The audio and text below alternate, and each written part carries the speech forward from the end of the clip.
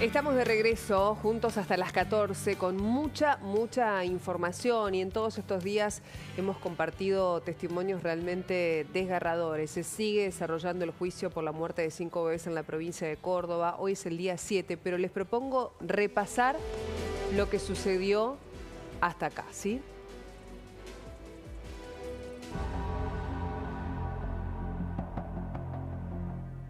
Hubo un asesinato en cadena. Francisco tenía un pinchazo en la ropita de la pierna derecha, en su mulito, bañado en sangre. Mi hijo estaba perfecto. Lo dejaron solo y le reventaron su corazón. Yo pensé que no iba a poder. Y no tengo duda que es mi hijo el que me está guiando. Y mis hijos que están acá, los que me dan la fuerza. Al verlo ahí lo reconozco, pero sí se quedó la mirada, todas las características de ella grabada en mí, y así que lo puedo reconocer. La mirada siempre, nunca se me borró de la mente. ¿Para qué se lo llevó? No, nunca me dijo nada. Un compilado desgarrador, por supuesto, similar a lo que venimos escuchando durante todos estos días. Insisto, hoy es el día número 7 del juicio que se sigue contra la muerte de estos 5 bebitos en la provincia de Córdoba. Cada uno de los relatos te congela la sangre, los relatos de las madres, de los padres, algunas madres y padres que decidieron que Brenda Agüero esté presente para poder mirarla a la cara, para que ella escuche cómo murieron sus bebés, y otras madres que decidieron todo lo contrario, ni siquiera verla, no querían ni que estuviera, ni mirarla a los ojos. Pero quiero compartir con ustedes una nota de archivo de Brenda Agüero en la cárcel, lo que decía hace 2 años, ¿no? Parte, por ejemplo, de lo que ella dice en su momento, en esta nota que ahora vamos a compartir y que van a tener la posibilidad de escuchar. Si yo hubiese mirado para otro lado en relación a lo que pasaba con la muerte de estos bebés, hoy yo no estaría acá. Escúchenla. Para mí el hecho de haber sabido bastante información de lo que estaba pasando en el hospital fue lo que me jugó en contra. Si yo hubiese hecho la mirada para otro lado, no hubiese dicho nada, hoy no estaría acá. Estaría en mi casa con mi familia. ¿No hubiese dicho nada cuándo, dónde, en qué circunstancias? Por ejemplo, los fallecimientos de los bebés no vienen desde ahora, vienen desde hace rato. Todo lo que es el CEP, el Sindicato de Empleados Públicos, todos estaban al tanto. Viviana Martínez, Santiago Rocco, Marcelo Cabañez, son los que estaban al tanto de los fallecimientos de los bebés y no hicieron nada. Faltaba medicación. Yo le avisé por mensaje de texto a Fabiana del Soto, que es la supervisora del centro obstétrico, y ella lo único que me respondió es que iba a reponerla, que después le iba a reponer la medicación. Parte de una nota de archivo, ¿no? Ahí veíamos diciembre del 2022 cómo hablaba Brenda Agüero y cómo ella se menciona que si hubiera mirado para otro lado no estaría acá. Si ella no hubiera denunciado a Araúz. Antes de presentar a nuestros invitados, al doctor Gastón Francone, abogado penalista, y a Enrique de Rosa, médico psiquiatra, gracias a ambos por estar con nosotros. Gracias. Te hago la siguiente pregunta. Ella dice, si yo hubiera mirado para otro lado no estaría acá, pero estoy equivocada, ella nunca denunció la muerte de estos bebés. Sí, creo que tuvo un fallido ahí, y tiene que ver con lo que marca lo que va a ser su defensa, que es sostener que ella fue un chivo expiatorio para limpiar culpas y responsabilidades que cometieron otros médicos, otros integrantes del staff, del personal de la planta permanente del hospital neonatal Ramón Carrillo, y también las responsabilidades políticas. Ahora ella no denunció. Por eso y casualmente las muertes terminan el 6 de junio, cuando es desplazada, el 6 de junio de 2022. Ella va a apuntar para arriba y también a su nivel, a ella colegas. da nombres acá. De nombres que son del sindicato también. Sí. De no los dio en la primera declaración, la de 50 minutos. Sí. No los dio, pero sí acusa en esa primera declaración en el juicio a los responsables del hospital, indicando que quieren limpiar su culpa con ella. Es un chivo expiatorio, eso también lo que dijo el abogado, ahí la vemos al abogado, al doctor Nievas, Sí. y nos lo dijo ante los micrófonos de La Nación Más cuando habló después de que su defendida declaró. Por supuesto, ella da a entender que no tiene nada que ver con la muerte de los bebés, pero alguien deliberadamente decidió matar a los bebés, pincharlos, lo decía ayer Vanessa, la mamá de Fran, que la autopsia determinó que el corazoncito de su bebé había reventado por la cantidad de potasio que le habían inyectado. Doctor, gracias por estar con nosotros. Lo veía mientras compartíamos las declaraciones de Brenda Agüero tomar nota. ¿Tomaba nota de lo que ella decía? Sí. ¿Por qué? Porque en realidad creo que muy habitualmente en un crimen, uno a veces, y muchos más de los de este tipo que nos horrorizan, que nos hacen cuestionar la naturaleza humana, decimos cómo se puede entender y demás, inevitablemente todos cerramos el foco de la investigación criminal y en realidad la idea es abrirla. Esto no quita que la persona sea la responsable y demás, pero sí es muy importante que uno pueda recoger la mayor cantidad de datos y no jugar a un blanco-negro. ¿Esto qué quiere decir? Evidentemente ella mencionó en un momento y había fallecimientos hace rato. Sí. Y si quieren podemos traer el caso Loan o el caso de los mediáticos, el caso Loan y demás. Es decir, hay una cantidad de situaciones en las que se suceden una cantidad de hechos que no son denunciados o no toman luz pública o mediática, pero que en definitiva estallan en un momento, saltan y aparentemente de eso. Y de golpe uno está tratando de concentrarse únicamente en qué le puede pasar en la cabeza a esa persona, cuando en realidad es un contexto mucho más amplio. Entonces ella, por ejemplo, menciona, como Gustavo plantea, evidentemente hay una estrategia técnica de la defensa, claro, de intentar tirar para los costados y para arriba, pero menciona al pasar algo que también está, las fallas de la medicación y demás, que ahí sí uno podría enganchar cuestiones que tienen que ver con los móviles por los cuales una persona asesina. Es decir, entre los varios elementos que uno puede rescatar, si no toma estos otros datos, se puede perder datos esenciales. Ahora, asesina y no a cualquier persona, asesina a bebés recién nacidos. Sí, a ver, el otro tema es que esto no es, en la criminología internacional no es nuevo. Han existido, o si ustedes quieren, el abuso y el maltrato, las sevicias de menores, recordarán, Gustavo va a recordar el caso Póvolo en Mendoza. Es decir, utilizar la fragilidad del débil genera una cuestión perversa, genera una cuestión de poder muy importante. Entonces, lo que nos parece paradojal, en sentido opuesto a lo que debiera pasar, en una persona que está psicológicamente predispuesta para hacer ciertas cosas, es el momento que puede tener poder. Es decir, obviamente... Con el más vulnerable.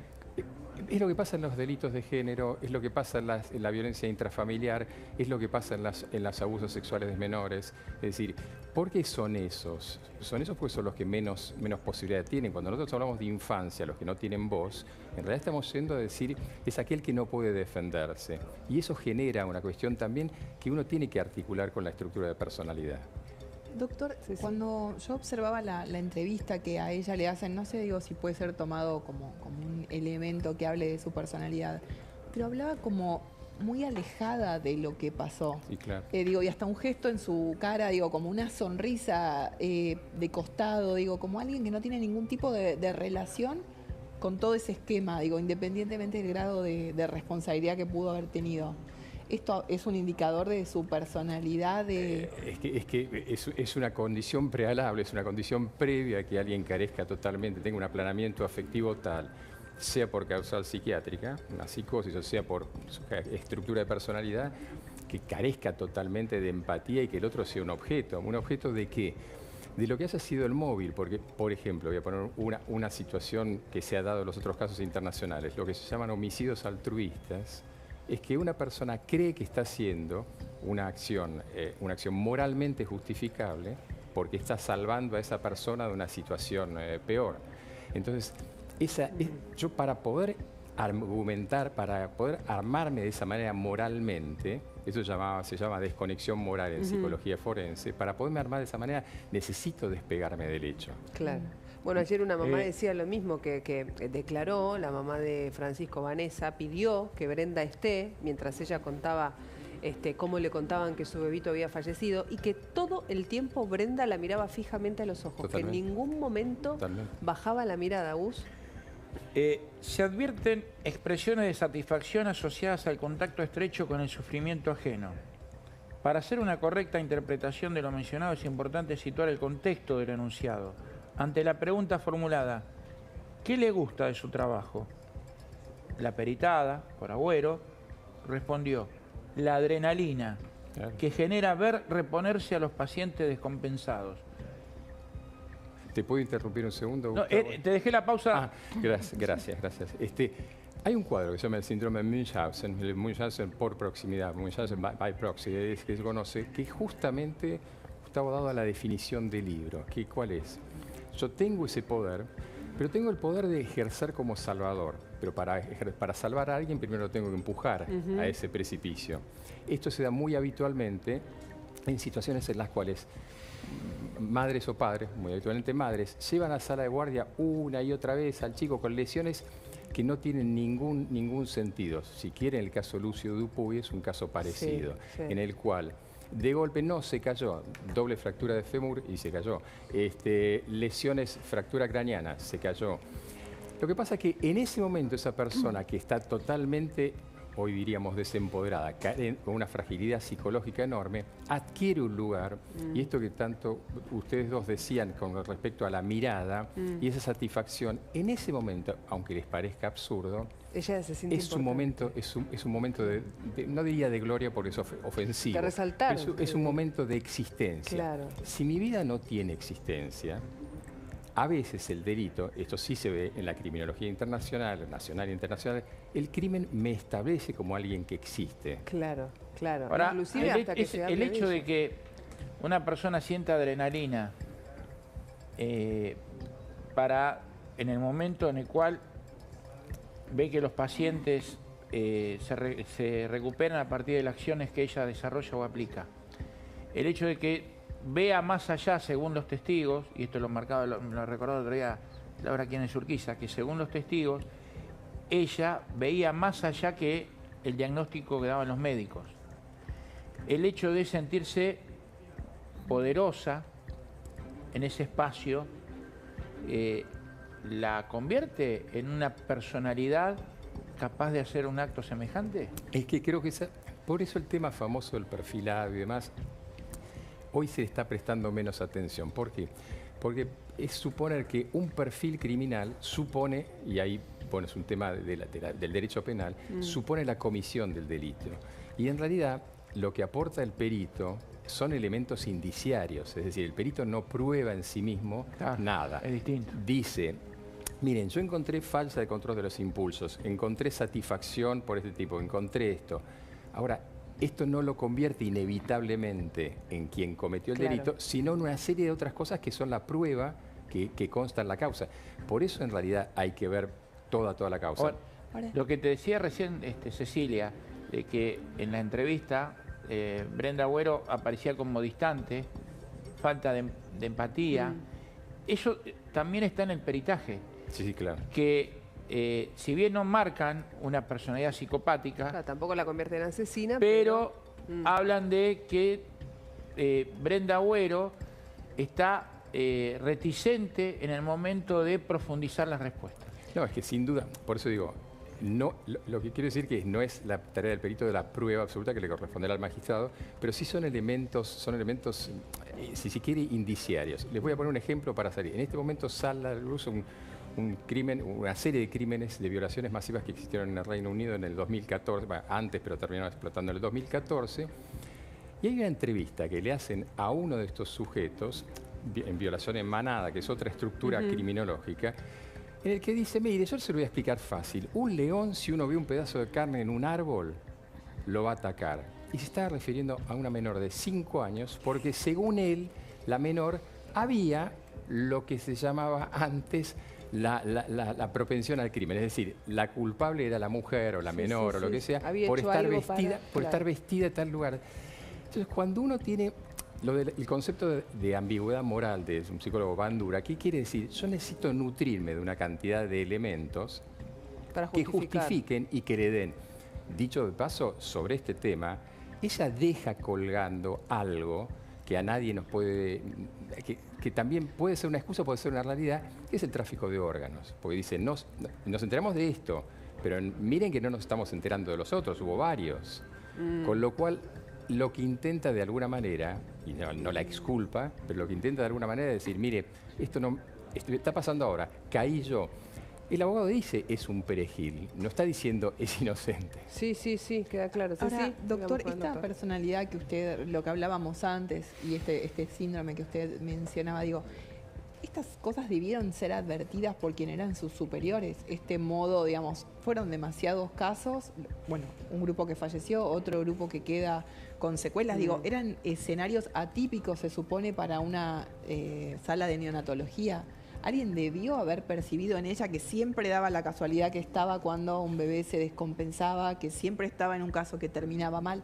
Digo, ¿eso no debió haber sido advertido? ¿Era imposible advertir que tenía determinadas condiciones? Es que esa es la clave. El otro día yo estaba buscando qué casos habían ocurrido en los últimos años en el mundo y en todos la conclusión es que lo que falla es el sistema. Porque en realidad, supongamos que sí tenemos un monstruo con cuernos y que emite fuego por la boca, igualmente el sistema tiene que estar conteniéndolo. Claro. Recuerden el caso ruso en el Garrahan, es decir, hay una serie de cuestiones que se saltearon, se omitieron, por, si se me permite, lamentablemente es la naturalización de la pobreza. Es decir, hay cosas que teóricamente se supone que es no diría normal, pero que todo... Eso lo decía Vanessa Cáceres ayer, que la mamá de Francisco decía que en los hospitales, en un hospital público ocurre lo que vivió ella cuando tuvo a Francisco, cosa que no en una clínica privada, donde dejan pasar al padre o a alguien que se haga cargo y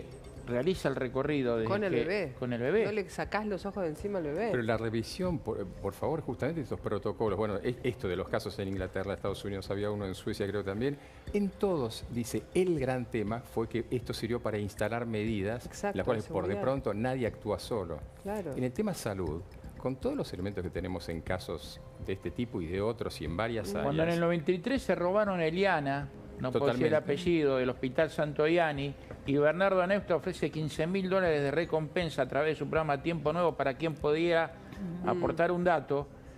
A Eliana la roban de la sala de parto, se la sacan a la madre, y una mujer vestida como enfermera la sale por la puerta de guardia del hospital y se la lleva, una mujer que había fingido un embarazo, y recuperan a Eliana cuando ella se pega un balazo a partir de que la policía estaba irrumpiendo su casa en la calle Zurdó, en Bellavista, partido de San Miguel, en mayo del año 93. A partir de ese caso, me acuerdo porque lo cubrí, porque hubo marchas ahí en Ciudad... Bueno, la mamá de Eliana era de Ciudad Oculta, el tema de la pobreza, donde había nacido, en un hospital público, en el Santo Yani. A partir de ese caso cambiaron los protocolos. Pero perdón. Las huellas plantares. ¿Ustedes se las acuerdan? Pulseritas a la mamá y al bebé. Tal cual. ¿Ustedes se acuerdan del crimen de una menor en Villa Trujillo que era un lugar donde se organizaban peleas de animales, pero también en razón de que se hace una cuestión de violencia animal, ahí se dan cuenta, recién en ese momento, que se organizaban aparte peleas de chicos. Y esas peleas de chicos se conocían de hace años. Y de golpe a esta niña la encuentran entre dos paredes en Villa Trujillo. Todo eso no pasa de un día al otro, sino que hay un sistema que falla. Claro. Y ese sistema que falla, en ese sistema que falla crecen, aparecen y se desarrollan estos personajes. Exacto. Lo cual no los convierte, insisto, no los pero encuentran como el ambiente propicio. Pero es la tierra propicia para esto. Exactamente. Doctor, gracias. Por favor. Siempre es un gusto tenerlo por acá. Nos llama Abigail Oliverio desde Castelar, porque Abigail, hoy lo decíamos, llegaste bien temprano para cubrir un caso de inseguridad, te encontraste con otro, lamentablemente con con el fallecimiento de Brian Coria, este policía de la ciudad de Buenos Aires que encuentra la muerte allí en Castelar, 35 años, por motochorros que le disparan por la espalda y lo matan. Pero llegaste temprano a la zona para cubrir el caso de este médico que se dirigía hacia la clínica Modelo, ¿no?, de Santiago, también en un intento de asalto.